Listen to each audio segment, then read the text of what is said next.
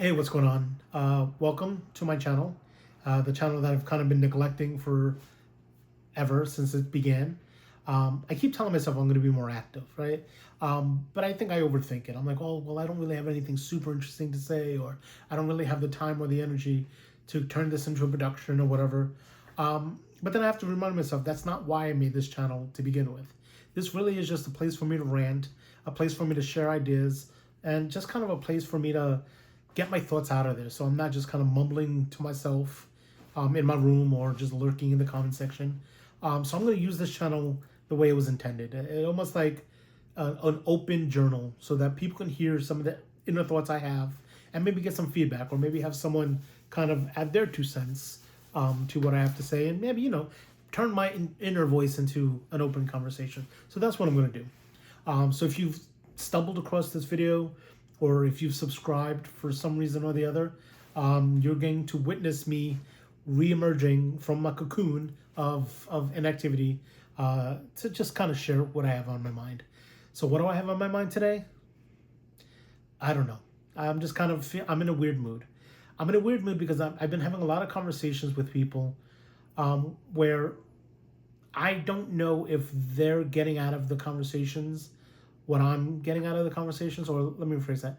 I don't know if they're entering these conversations with the same goals and objectives that I do when I enter these conversations. And I'm being specific about, I've had conversations, whether the conversations about politics or conversations about faith and religion or conversations about culture, and and all those things.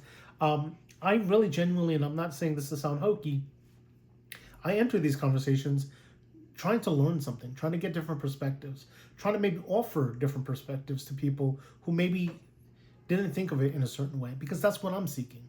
When I have a conversation with a person and we're talking about something benign like a musician or the last album, right?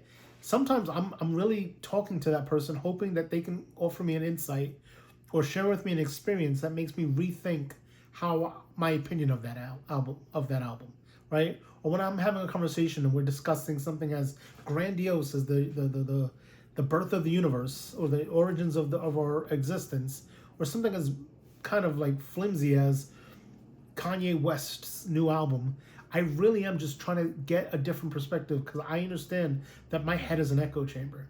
And if I'm only operating under the condition that I have it all figured out, or if I'm operating in the condition that I have the best take and no one can change my mind about that, then really I don't need to participate with society, right? Because society is, in essence, interactions between people.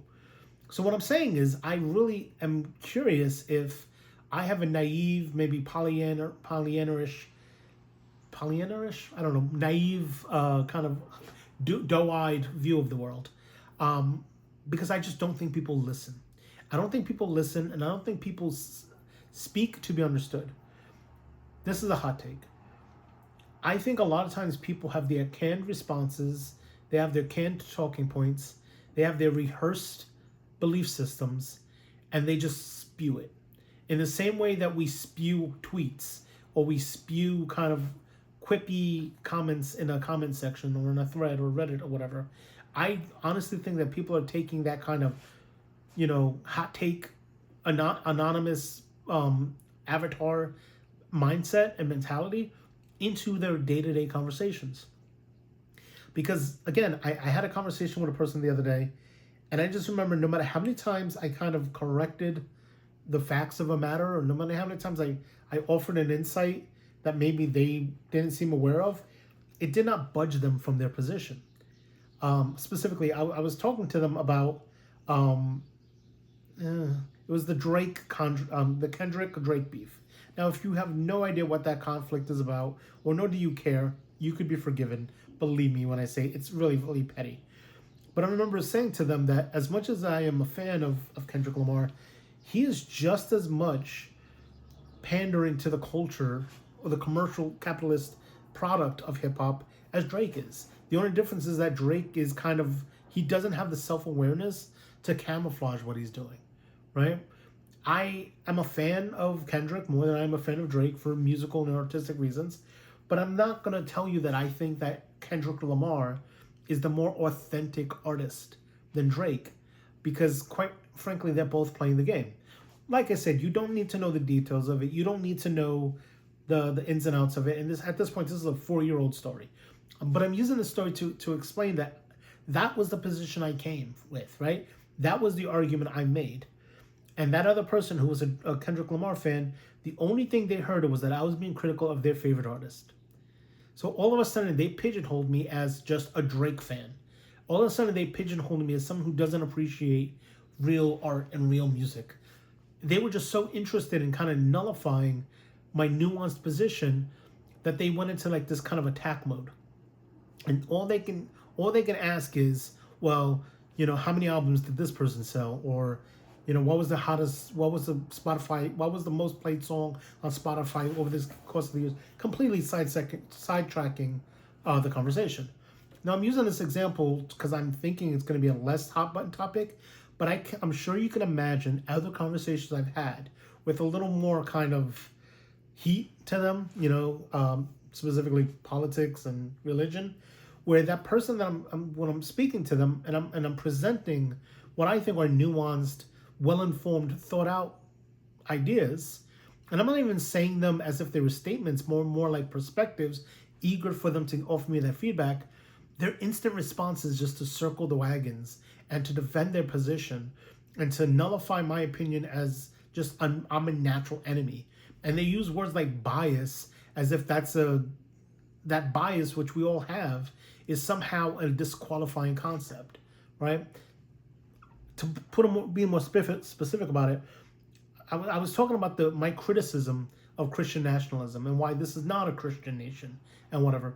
And then, well, you're just biased because you're an atheist. Well, guess what? My bias has nothing to do with the fact that I understand the historical nature of religion as it fits with politics, right?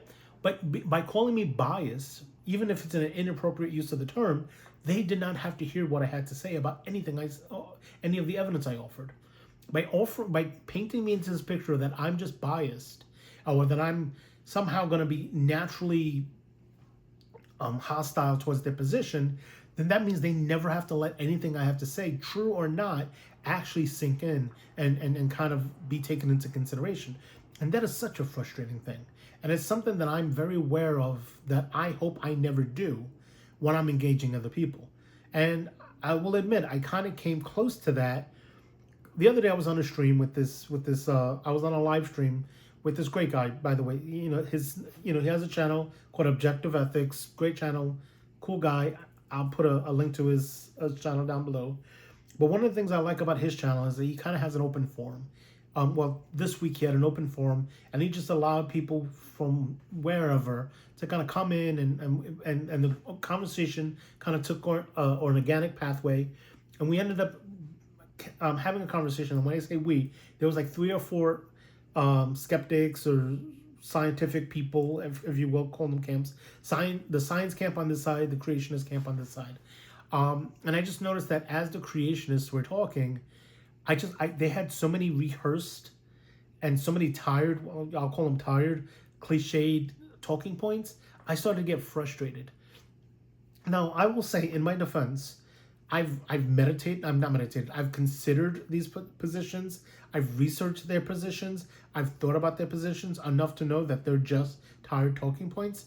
But I also needed to check myself, because I realized that maybe on some level, I was doing the exact thing that I just said that I don't like. I was already pigeonholing them as hostile to science, so therefore I didn't feel like what they were saying should be taken seriously. Again, in my defense, the only reason why I was willing to do that is because I had these conversations before. I had heard these talking points before. I had looked into them and realized that I can debunk these talking points. But I definitely had to check my integrity meter to make sure that I wasn't dismissing them out of hand because they disagreed with me, but I was dismissing their arguments because I knew better. Knowledge-wise, epistemologically, I knew better than what they were offering.